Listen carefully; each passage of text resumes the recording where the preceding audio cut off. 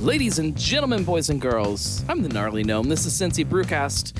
You know that because I'm pretty sure you click on things to play the podcast, or you have to, say you want to listen to something. It doesn't just show up, randomly in, some kind of magic listening spot. That would be great, though. If you could just pay, X amount of dollars, and it would just force people to listen to your podcast.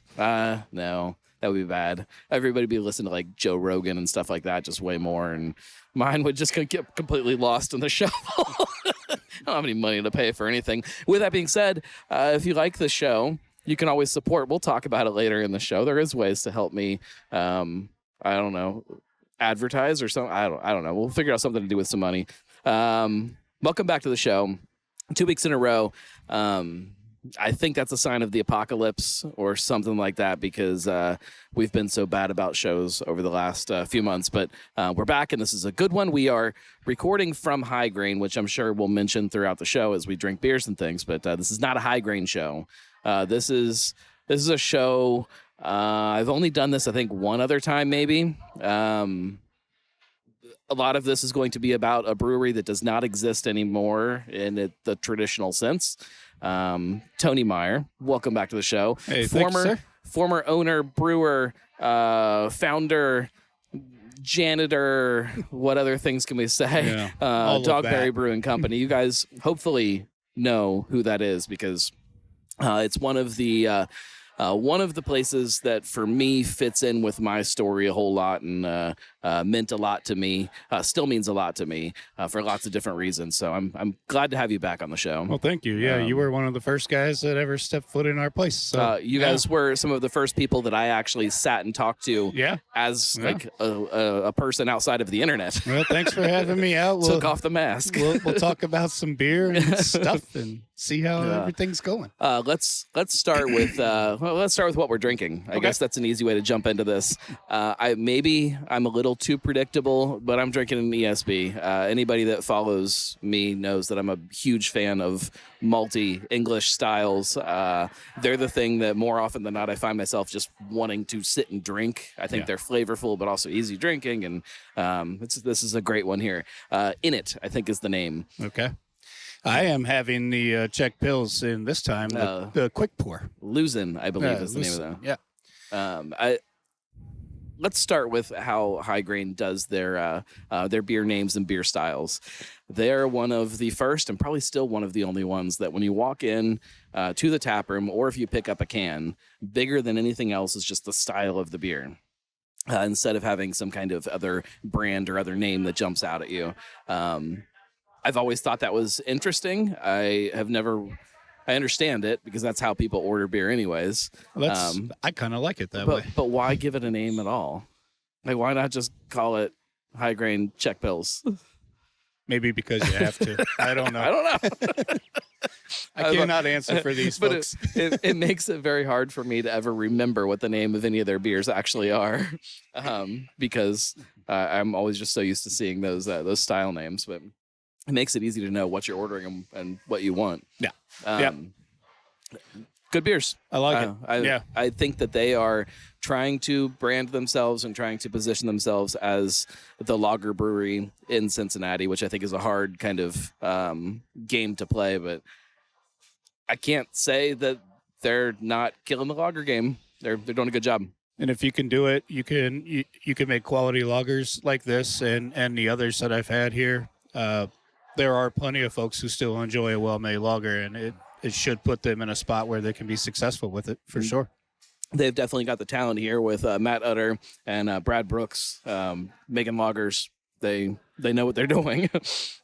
Let's talk about you. So, DogBerry, for anybody that's not caught up on all of the news, closed last year. Yep, the end of September. What have you been doing since then? A little bit of a lot. You've not sworn off beer, right? No, I've not sworn off beer. In fact, I may have picked up the pace a little bit in some ways or another. Doing some traveling, seriously working on my golf game, spending time at home, which is something I didn't do a whole lot of in those 11, 12 years that we were, doing this whole thing.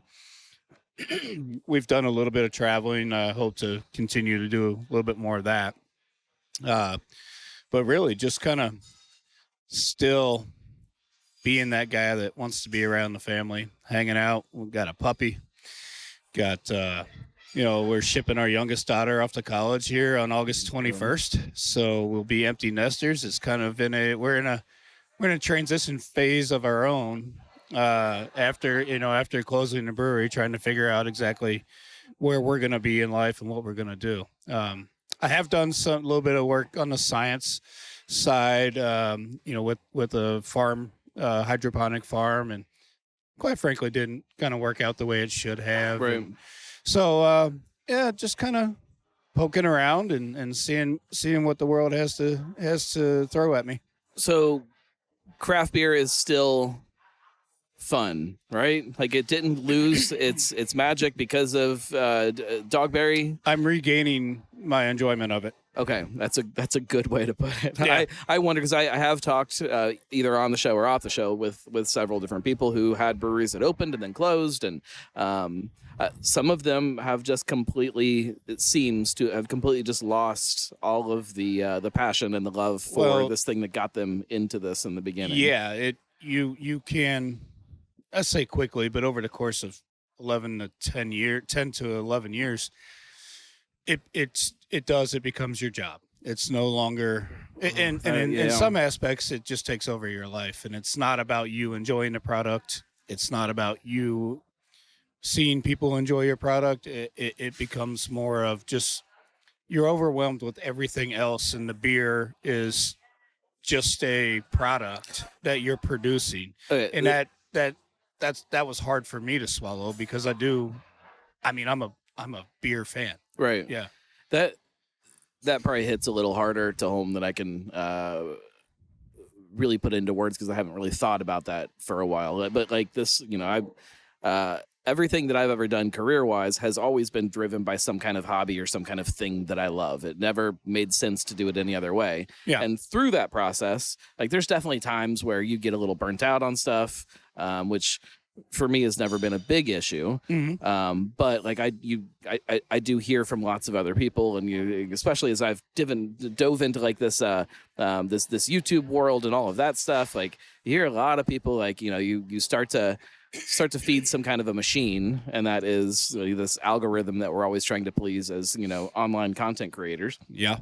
And that trying to feed something, I think can make that burnout happen a lot quicker. And like now that you're kind of talking about that with beer, I've never really put those two together.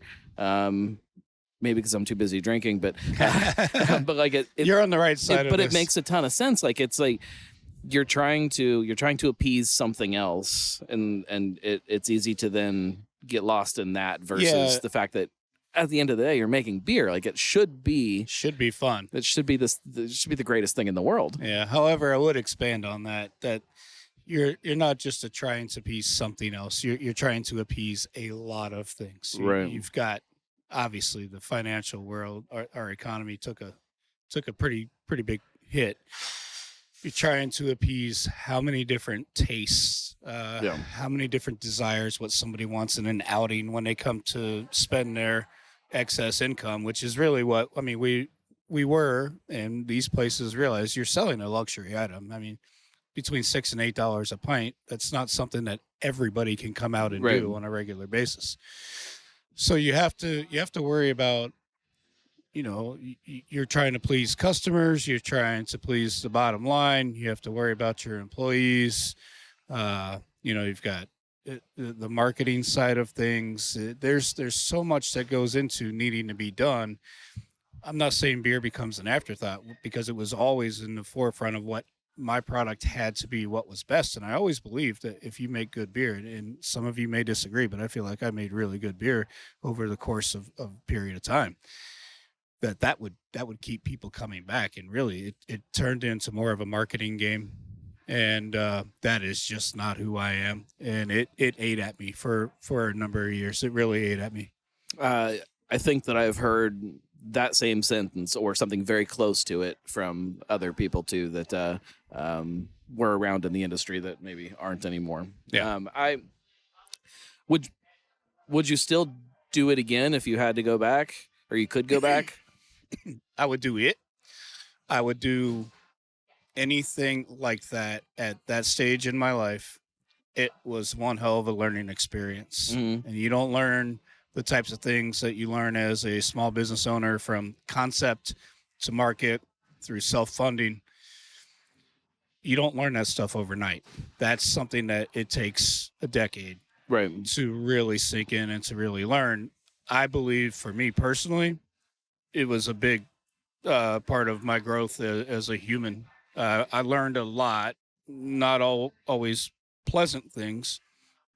It also got me out of my shell. I was a weird little quiet scientist before that. You're still kind of weird. Well, yeah, there's no doubt about that. But I mean, the only time I would talk to folks is when I was, forced to in a, giving a presentation. Right. Then I was forced to break out of my shell. These are the kinds of things that you can't put a dollar amount on. You can't learn that at college. You can't. You have to go out and experience life, and it sure was a life experience. And so I would do the beer thing again. Now, if you ask me if I knew how it would end and what we had to go through, I'm not 100% sure, but I would go back and take a chance on something. Well, there's, when you guys were opening your doors back in, what was it, 2014? Yeah. When you were opening your doors, like one of the things that I and on this show especially we always ask people is, what's your measure of success? Like, what does this thing look like long term to you? Why are you doing this, and what's it supposed to be? And from the very beginning, you were very clear to say, like, I just want to create a space where I can make the beer that I want to make anyways, and I want to drink anyways, and maybe some people come in here and drink it with us. And in that regard, you did that. I did. And so, we did. It wasn't just me. But how, how do you grapple with that idea of the business closing and then this fact that it still did exactly what you wanted it to do? Mm-hmm. Sometimes it hurts. It hurts my sensitivities to the point where, maybe I was a bit pie in the sky, maybe thought that my vision, there would be enough people who felt like the way I felt about it. And maybe that it would be able to sustain itself with being just that. And then it became this, and I'm not against, competition by any means. It became hyper competitive. Right. The market, frankly, is flooded. Let's face it. There's a lot of beer being made, not just in this town, but in every city you go to, that some of it's just not worth putting in your face. Well, I would go further too, that it's not just beer that isn't worth it to be drinking, because there's a lot of beer, and it's hard to ignore that fact. But like, for every brewery that is big, every brewery that is selling a lot of beer, not that that's a bad thing, but it's taking spots from breweries that are small, that maybe could provide a more varied craft beer scene. I love Rheingeist. I love them to death. But for every Truth tap handle that is somewhere, that's a tap handle that isn't some other IPA. And if you're, there's Buffalo Wings and Rings down the street here. I'm sure they have Truth on tap. Oh, absolutely, yeah. If they've got a neighborhood brewery, it should be the neighborhood brewery's IPA on tap. That's how I feel. I do tend to agree with that. I also think that maybe I was a bit altruistic in the sense that I thought people would really believe in, hey, this is a small business. This is just a couple of folks, a small family run deal. And, there were a handful of folks that did appreciate that a good bit. However, not enough in the long run to say, well, I can go here, or, I've got these other opportunities. And even when you're talking about distribution, that was a difficult game anyhow, especially for somebody our size, when you couldn't sell any longer, when you couldn't sell a half barrel for, of a very good IPA for $165, $170. Yeah. Like, hey, well, so-and-so, name whatever bigger local brewery is, I can get that for $150. Like, shit, I'm losing money at that point. I barely broke even over all the years of distribution, even while canning and all of our bar and restaurant stuff. We had beer in 94 different locations at one point, and never once was there profit brought back at our size from distributed beer. I've talked to lots of people on pretty much every side of the distribution game, from the breweries to the distributors to the consumers to the retailers, all of them.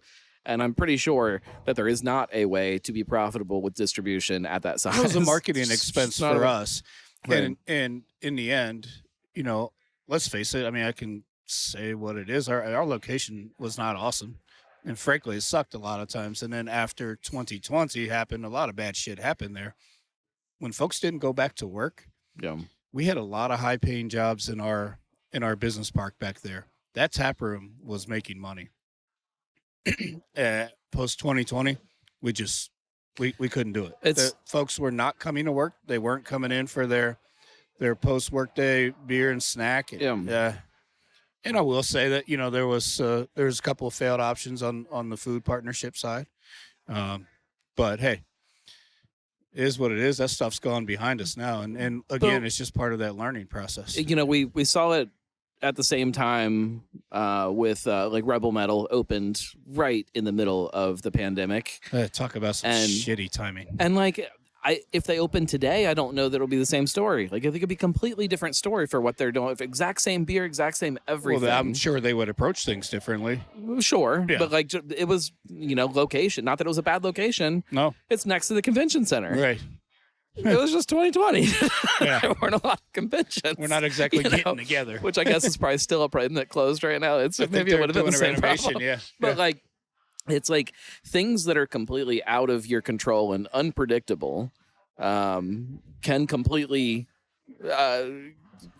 derail every good intention that you have about a place. When you're working on small margins with such a small company such as ours, yeah, one little thing like that derailment is the right term. It can kick you right out of the road. Things that I think people don't always appreciate. If you've got a small local brewery that relies on people coming in and sitting at their bar, and you have 3 days where it snows really bad, like that can hurt really, really bad to a small business trying to pay employees and trying to make things work. Like, it's just dumb stuff that like we as beer drinkers just don't think about. Yeah. Probably don't care about in a lot of situations. And again, it's not every individual's responsibility. Well, sure it is. It's what we do. Well, right, but we rely on folks. I say we used to. Our small businesses rely on people to understand that and appreciate it. However,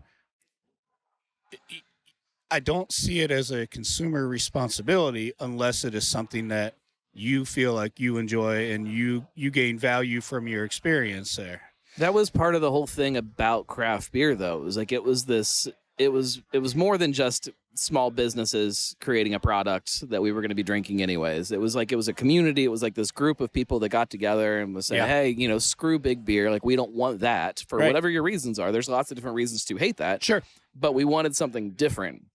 And I think that when you say that, you then have a responsibility to support those things in every way possible. It's very easy. It's easy to use your mouth and not your actions or your wallet. You see that in so many aspects. A lot of folks want a lot of things. They want it when they want it, how they want it, but they're not willing to pay for it on a consistent basis. Or they're just not willing to take the time to think about where they're spending their money. It's hard for me to watch people get pissed off about a small brewery that closes when they're standing there with a McDonald's cheeseburger and a Starbucks coffee in either hand. I'm like, I don't understand why that small business didn't make it. Yeah. It's like, well, it's because you're not supporting places where you act like you want to. And that's one side of it. And then you get the other side of guys. Well, I knew they would never make it. I read some stuff like that when we closed. Like, well, 10 full years of operation. I guess we didn't fucking make anything, right?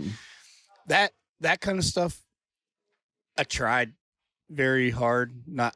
I I did very good at not reacting to anything. I tried very hard not to look at any of it, but there is a lot of misunderstanding out there of a ton what it takes to make something like this happen. And again, we did it without any banks, any big backers. We didn't bring in a single investor outside of the family. It's one of those things where you do rely on the people to support you. I still believe that's the way it should be. I do too. I mean, we love going to mom and pop shops, but when you have a bit of disposable income, I don't know. And then we can go back to why people do and say the things they do. It's a lot of, this world of social media. Look at me. I'm, the virtue signaling on and on. It's just, this world's full of selfish people. They want to say they're doing the right things, but maybe they don't do them. Right. I don't bear continuous ill will or any of that stuff. I mean, I know what happened. I'm the one who went through it, and I'm okay. It's just I don't like hearing or seeing folks who don't have any clue what it takes to make it happen pontificate on what should have or could have. I mean, if I had a nickel for every time somebody said, you know what you need to do, I mean, I wouldn't be sitting here. We'd be on my yacht somewhere.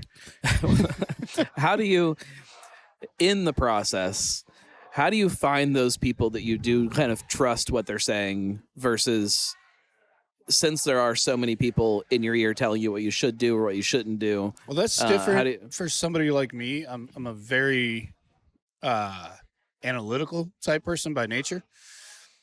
The thing that I found where also, and I mean this in the kindest way possible, you got there's some ego going on there too. So trying to find a way to like when you trust what somebody's saying, even if it's maybe not what you. So what I found was the people that I trust are people who are consistent in what they do, what they say, and have humility in their lives. A lot of successful people, you'll hear a lot about their successes. When you get to know somebody who is vulnerable to a certain extent, which comes with friendship and time, those are the people that I would trust. I very often viewed folks either as, you're full of shit, you haven't done anything in your life, you just want to talk, or you're here and you want to give me this advice, which just happened a number of times. You're here to try to make money off of me. And I was never set out to bring in anybody else and help somebody else make money. I mean, sales calls, folks would come in the brewery.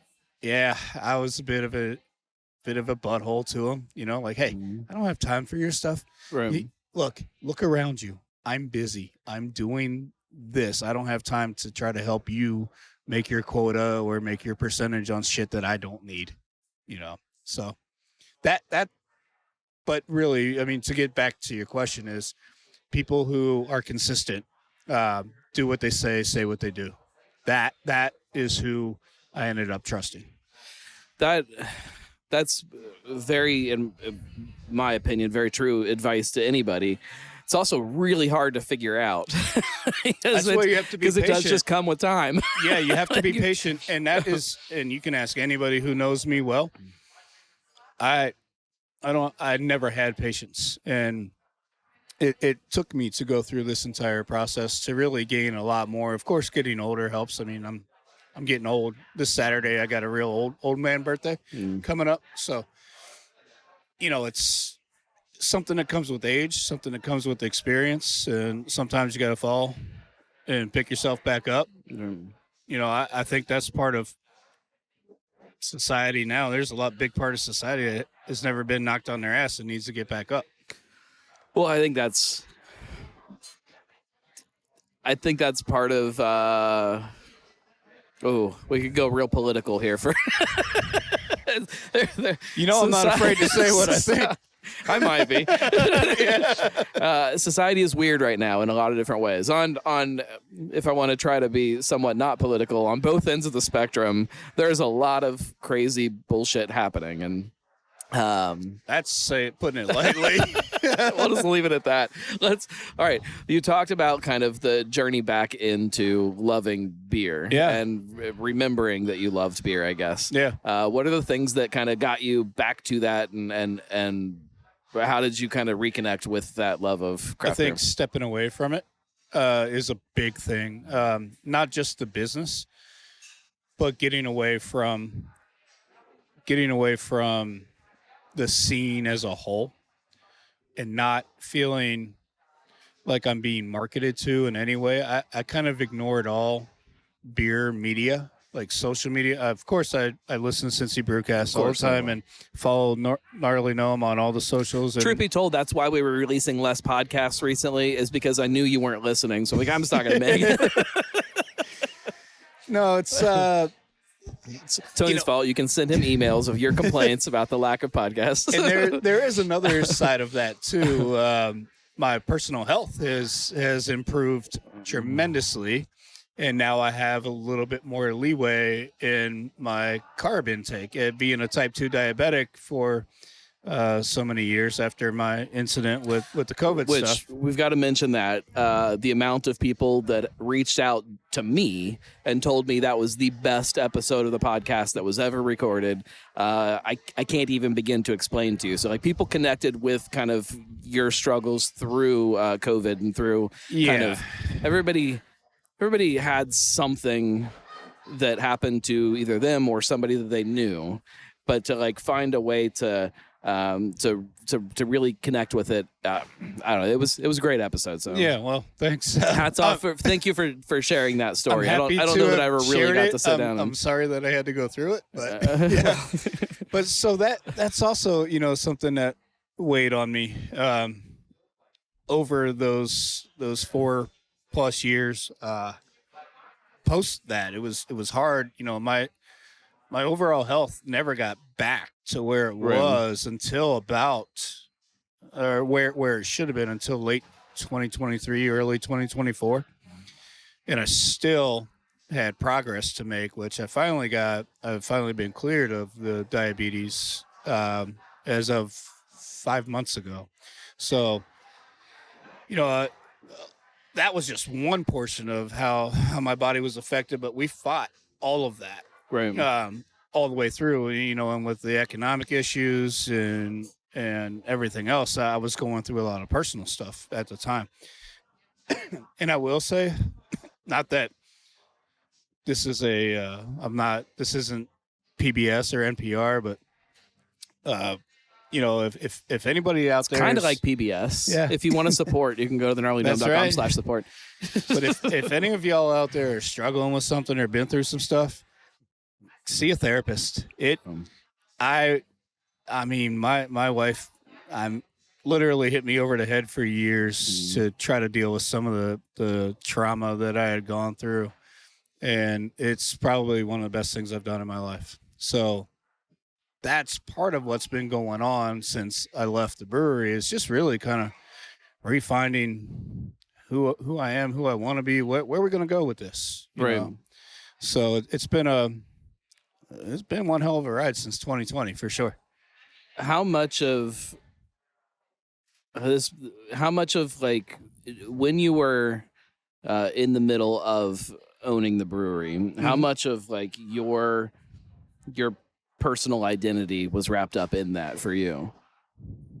Outside of the house or in the house?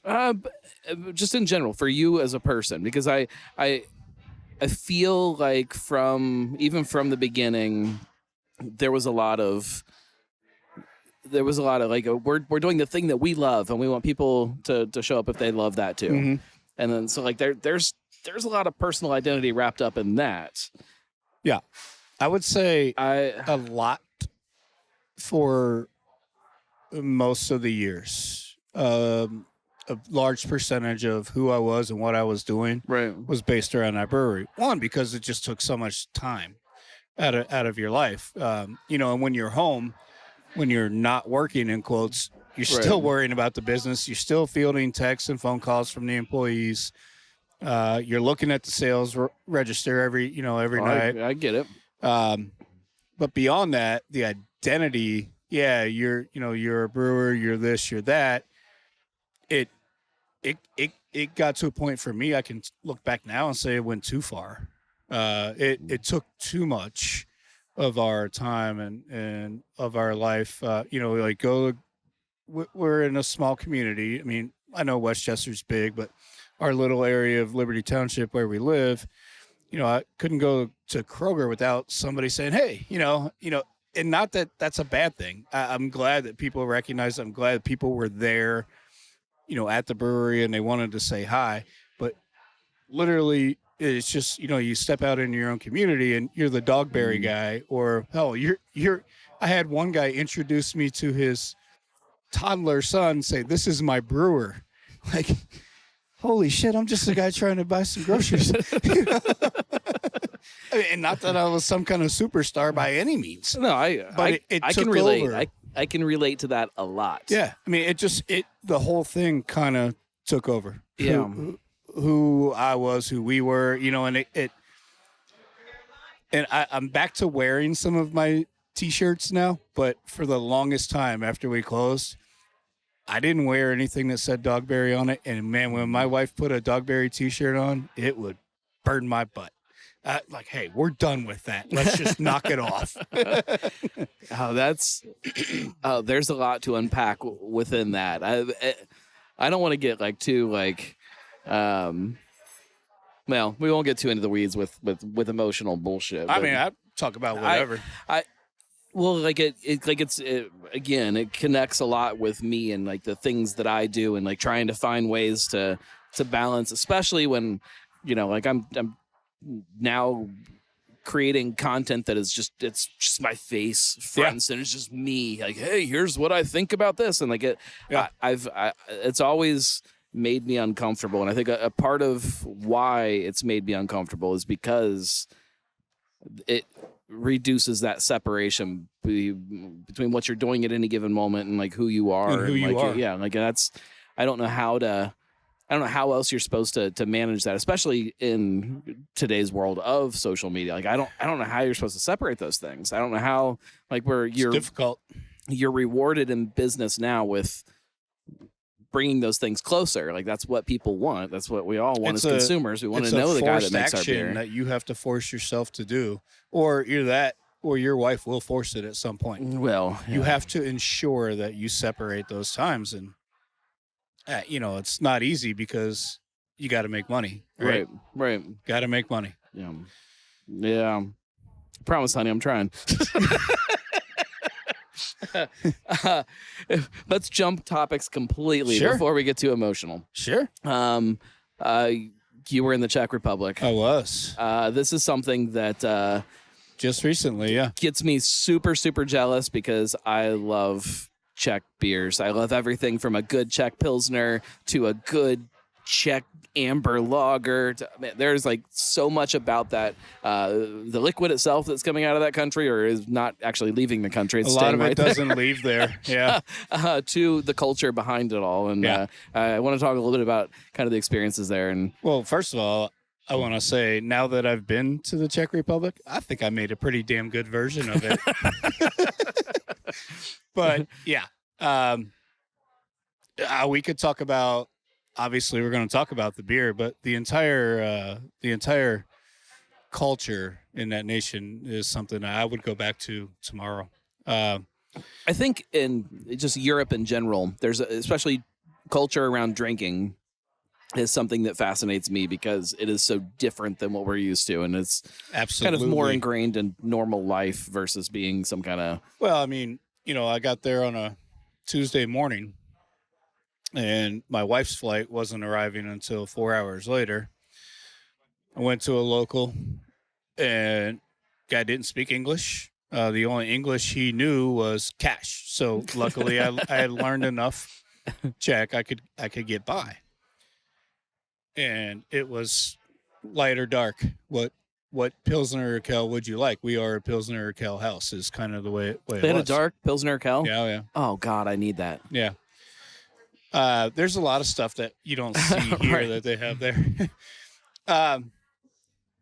But beyond that, you talk about the drinking culture, very much like you hear about what, maybe Germany used to be like or what have you. Everybody has a drink at lunch. Most of it is beer. We're talking 4.5 to up to 5% ABV. These folks are having a beer or two at lunch. Retired guys, groups of retired guys sit down, have 3 or 4 half liters. I mean, it's every day. We stayed in an apartment across from a public square, had a farmer's market on Tuesday mornings. Well, they start drinking at 9:00 on a Tuesday. We witnessed a group of business folks that essentially took a 2.5-hour lunch drinking bottles of wine. I mean, just not glasses, bottles. Right. And they swore they were going back to the office. But yeah, it was an interesting dynamic with, there's still a lot of sponsored pubs. Right. Where you get their, whoever their sponsor is, you get their lighter. You could argue we're drifting towards that in the United States too. Yeah, you go back in your history here, it's the way it was. Right. This is a Wiedemann pub, or this is a Hudipole bar, and if you bought a Hudipole, you get a free hot dog, that kind of thing. Mm-hmm. Still the way it is over there. Now they have come into the world of craft brewing, and we did in fact go to a craft beer festival at the Prague Castle that was set in the royal gardens of the Prague Castle, which I'll send Mr. Gnome here some photos he can put up. It was simply amazing. So cool. It reminded me deeply of what our beer culture here, craft beer culture, was here 5 to 10 years ago. Right. All the brewers were having fun. They got to know each other. The beer was great. Folks were excited to be there, and there was no brand loyalty or anything like that. And this was all, I should state that these were all Czech, Moravian, which Moravia is part of Czech Republic. And there were a handful of Slovakian breweries there. But it reminded me of being here 5 to 10 years ago. Do you, and I know we kind of talked about this a little bit before we started recording, but do you think that we're going to get back to that here? Like, do you think there is a road for craft beer to kind of get back to that culture that it was 10 years ago or 20 years ago? I hope so. But right now, I don't see it. I don't see it happening in the very near future. I think there's too much pressure on these breweries. There's too many investors involved, too many bank loans. I think these folks don't have the freedom that maybe they wish they did.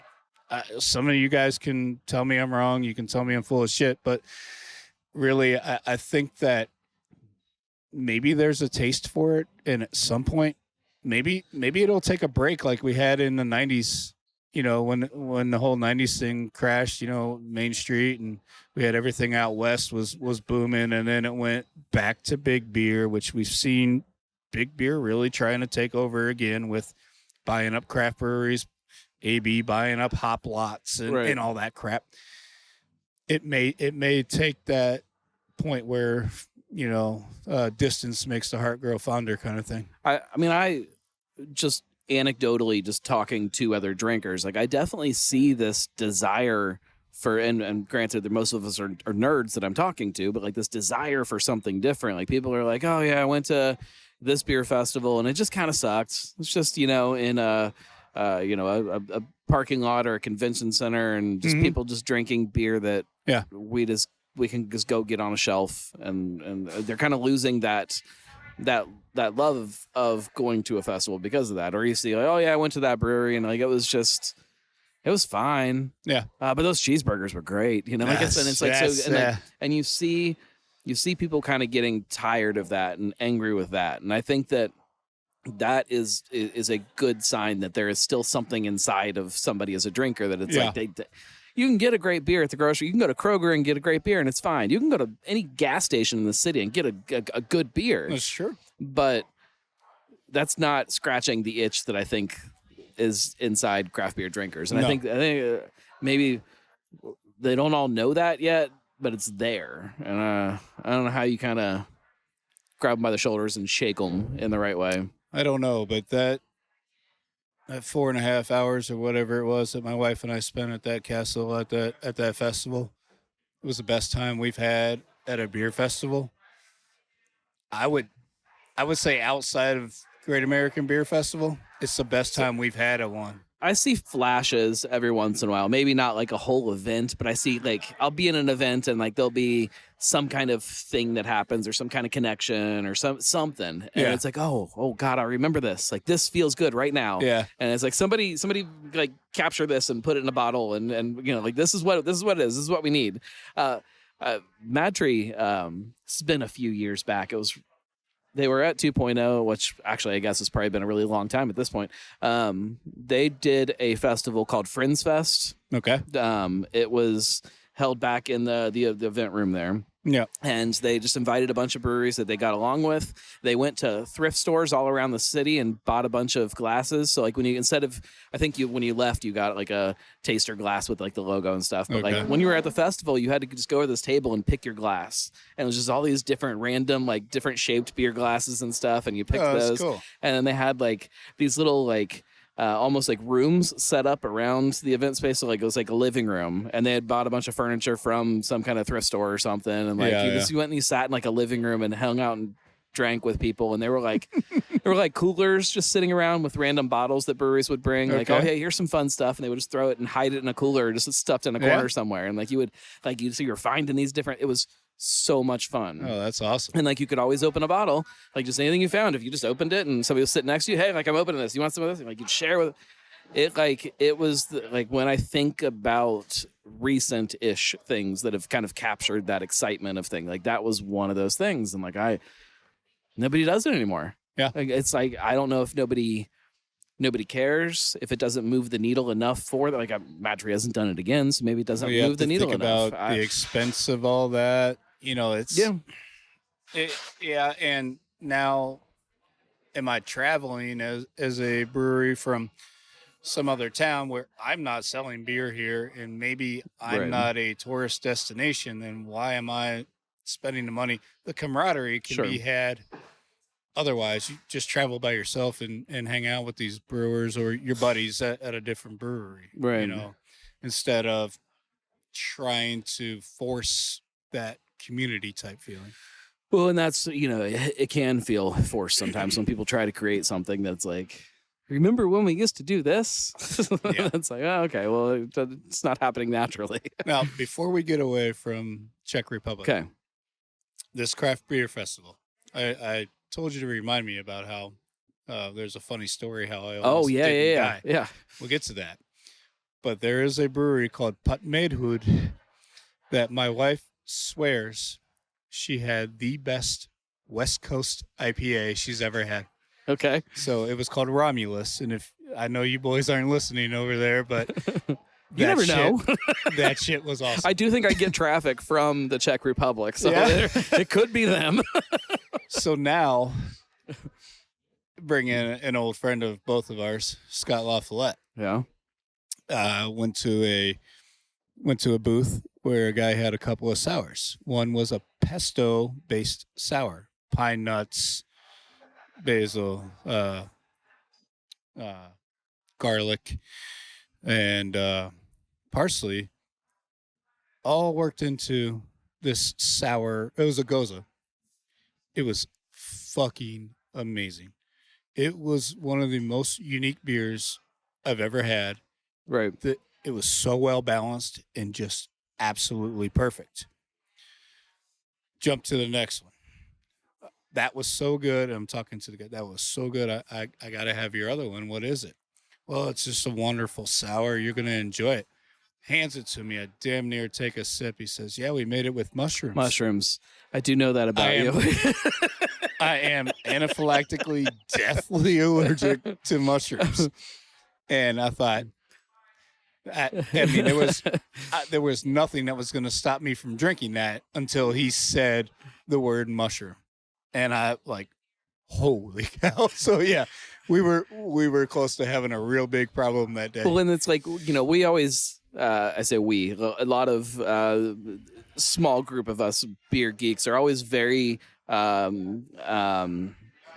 tough on breweries that don't disclose things that are common allergens. Like if you've got lactose in something, it should say it on your board. If you have whatever else, it doesn't matter.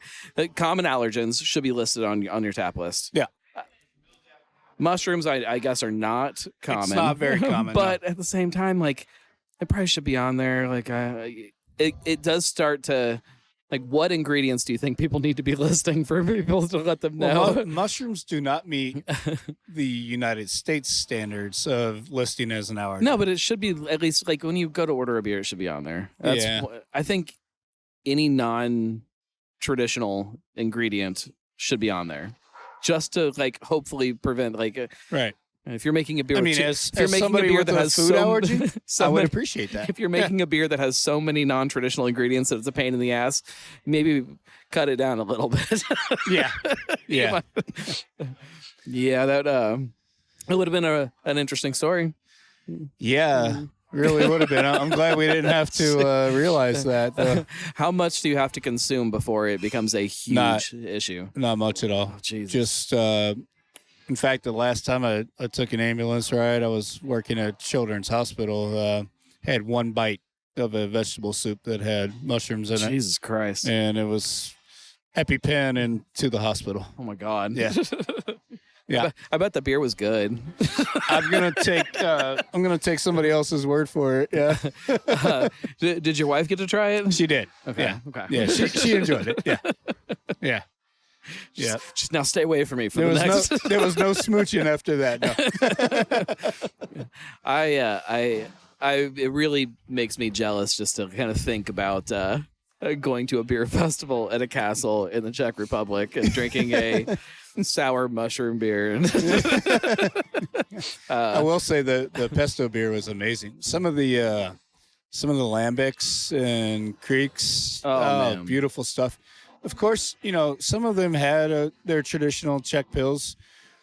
There wasn't a whole lot of that there. They were really trying to get into the different. If you're going to a beer festival, yeah, and you are living in that region, probably the last thing you think to put on it at the beer festival is a Czech Pils, which I guess is probably when you talk about kind of the craft beer culture of a lot of these European countries, like it's probably about the same. You're not. If you're in Germany and you're going to a craft beer festival, you're probably not drinking a Helles lager. Right. Yeah, you wouldn't think so. Yeah. That doesn't translate to the United States at all, though. Like the things that, are the most common here, like you go to a festival and they still are all over the place. That's what you're getting. Yeah. Yeah.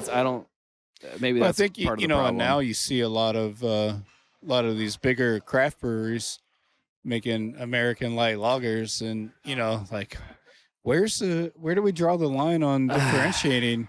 Yeah, I go back and forth on that so much. And originally, when the first couple started to appear years ago, when people started kind of playing around with it, I was completely against it. What are we doing? Like that was the thing we didn't want to drink. And then over time, I've started to kind of shift that opinion. Going to a Bearcat game, football game, kind of completely shifted my opinion on it. I went to the game, and it used to be you could always get craft beer there. Sure. Or not always. Not I guess. always, yeah. At some point, you could start getting craft beer there.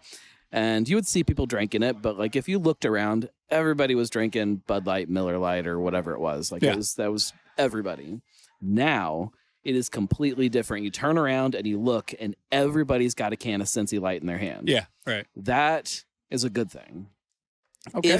If you're going to be drinking crappy, with all due respect, if you're going to be drinking light American lager, shout out to Parks Light here at High Grain. By the way, it's a good light American lager. If you're going to be drinking light American lager, I would much rather it be something that is made by a local brewery than by some big giant multinational conglomerate of beer hell. Yeah, yeah. That's but what kind of statement does that make to the not the art, but the state of craft brewing as it is, that we have to make something like that to appease the people? Yeah. I don't know.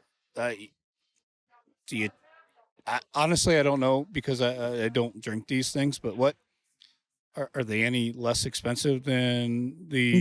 No. You're lucky if they're close, but Okay. Yeah. So you're paying more for a product that essentially it's going to taste relatively the same, but you're hoping it's got quality products in it, quality ingredients, and hopefully made close to home, right? You hope you're supporting somebody that believes in something that you do. Yeah. Hopefully, and like we always like in my house, we've always kept some kind of light beer in the garage. Always been something because there's always gonna be those people who come over and like I don't want craft beer. Sure. And we'll just not drink anything. Yeah. This has kind of fit that gap. I can keep some kind of local light lager, Right. Yeah, and people will drink it. So my daughter, who is and next month is starting her senior year at UC. That's their. I think I saw her at her bar a few months back. Yeah, I didn't say anything. I thought it would be weird. Right. Yeah. That's their kind of go-to is the Cincy Light. Yeah. Yeah. It's I don't know. Or at least when Dad's paying for it. We've had a bunch of parties this summer, so it seems like that's when I'm buying. At least that's the cheap stuff she's getting. Right. Hey, I am like I still go back and forth between how I feel about it. I get that there are people that's all they want to drink, and if we can make that be a local product, I'm all about it. Yeah. I mean, hell, you look back, like I've spent a lot of time in the Pacific Northwest. Talk about Rainier beer. I mean, now it's cool again to have a Rainier in your hand, where back then it was like, whoa, what are you drinking that crap for? Well, there's a lot of that too, and a lot of those kind of heritage brands or stuff that are around are made by very large breweries that probably are not very craft, and people are drinking it because they think it's cool. That's a whole different thing. That's it's that gets under my skin. The places that maybe pretend to be craft or pretend to have some kind of local connection when they don't at all. Right. What do you think about garage beer? Watching how that has exploded, 300,000 barrels this year is what they're going to make of that beer. I saw that today, and I saw it on your social media. Man, I don't know what to say about it. I guess good for them. Crazy, but I hope whoever locally had a hand in it is making some of that money. So last week's episode of the Brewcast, we sat down with Braxton, and he did say they still own, the quote was, a significant portion of the company. Good for them, because because those two Kelsey guys that we can all maybe go a long time without ever seeing again. They're sure as hell selling the crap out of that. It's stuff. amazing. It is, and it goes to. Maybe this is, again, part of the problem with the beer industry, but it goes to show how the right marketing to the right people I don't think can sell so much beer. I don't think it's the beer industry. I think it's the American mentality. Maybe. I think people in this country, I'm going to get myself in trouble, but the mentality in this country is simple.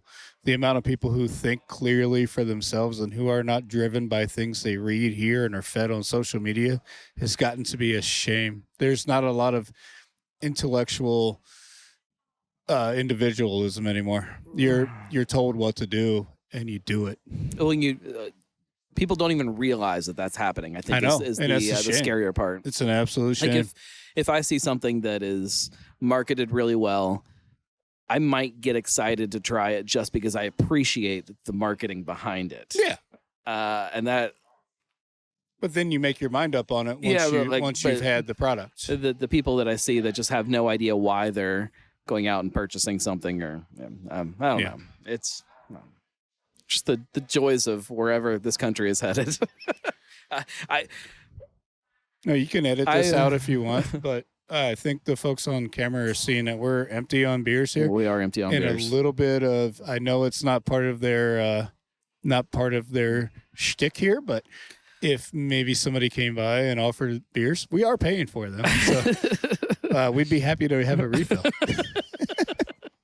We are also kind of almost at an hour, so it'll go quick here. We can wrap it up. What do you like? what makes you excited about beer, or is there anything in this country that is still exciting about beer? I mean, you said that you're getting that passion back for craft beer, but I feel like all we've talked about is the kind of the downsides of where craft beer is. No, yeah, I agree with that, and I think that's something that you and I have always been good at talking about. Sure. Some of the negative stuff. Yeah, a few things that now that I'm back on some of the experimenting train with different beers. I'm not just I'm not inundated with my own beer at this point.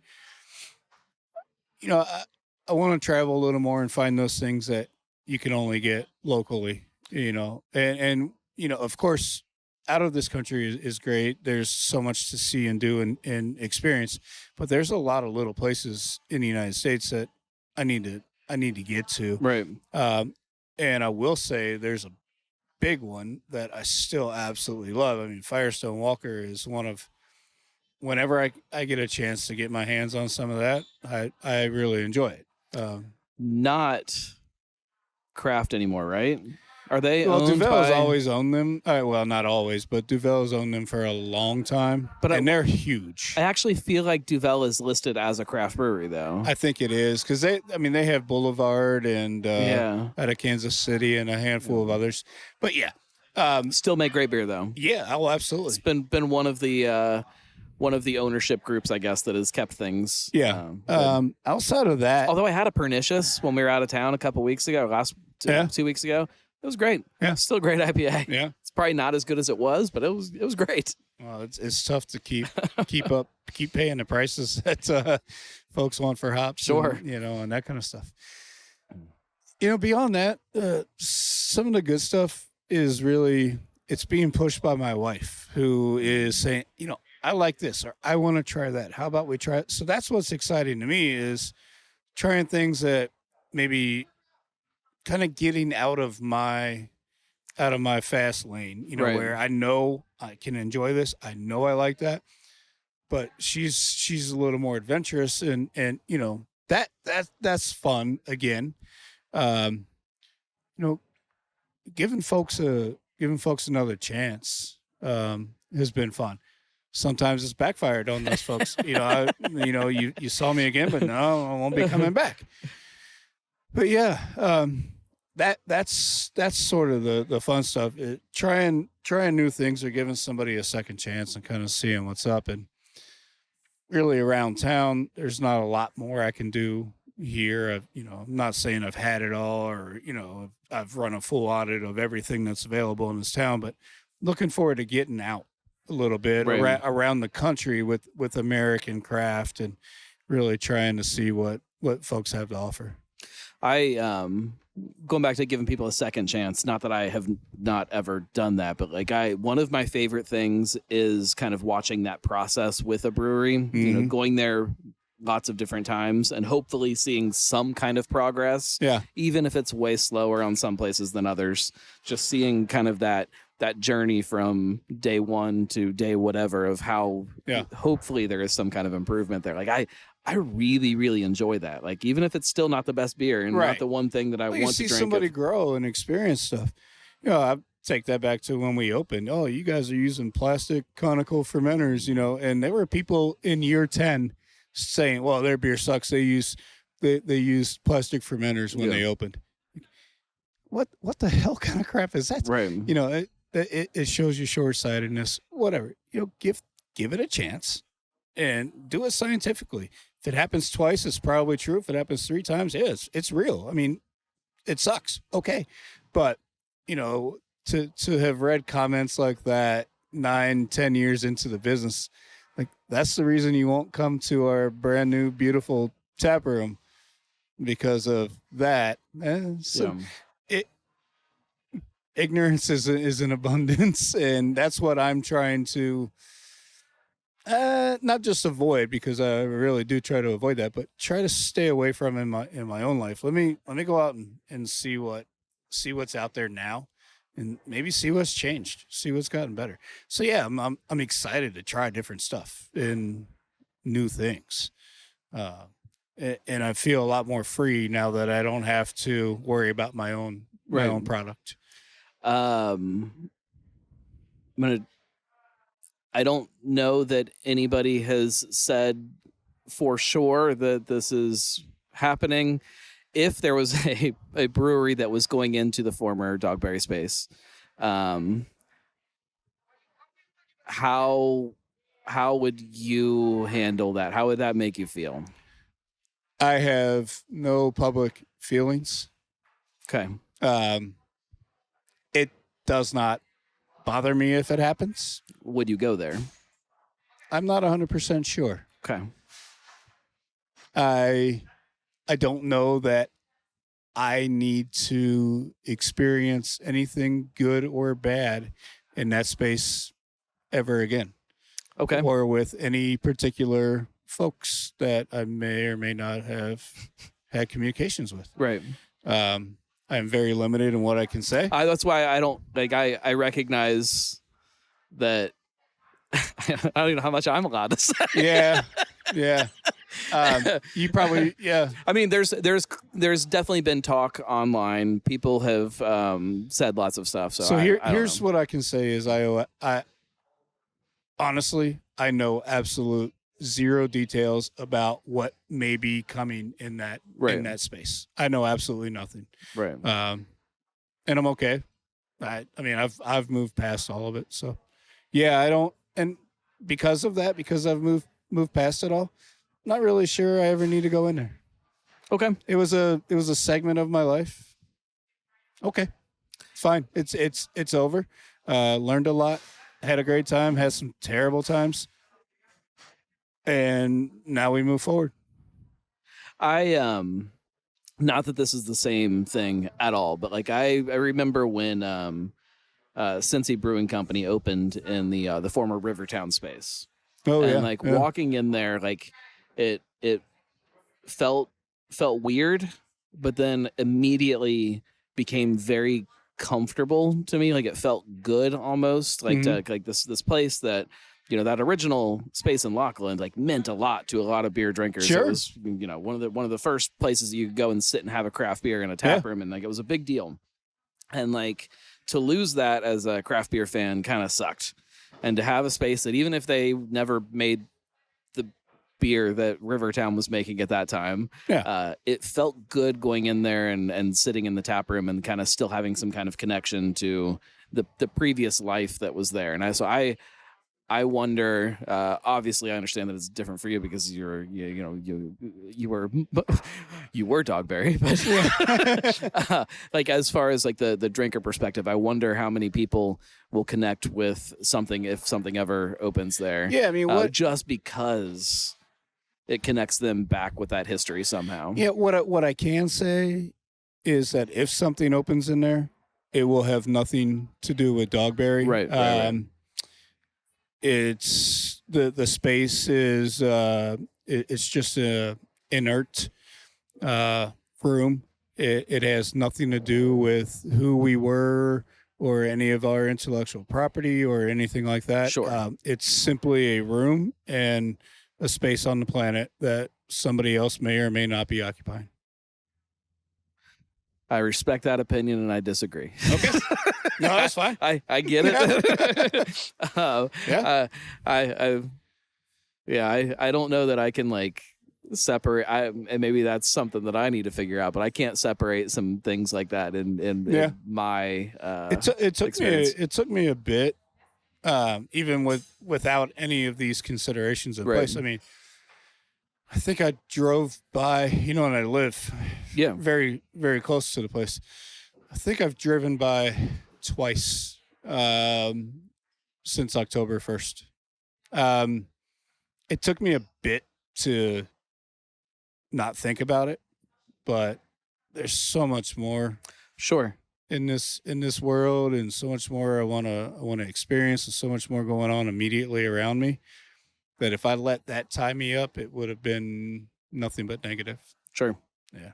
So it wasn't easy right off the bat to just say, okay, we're done. But yeah, when I was done, I had to let it be done. Right. Yeah.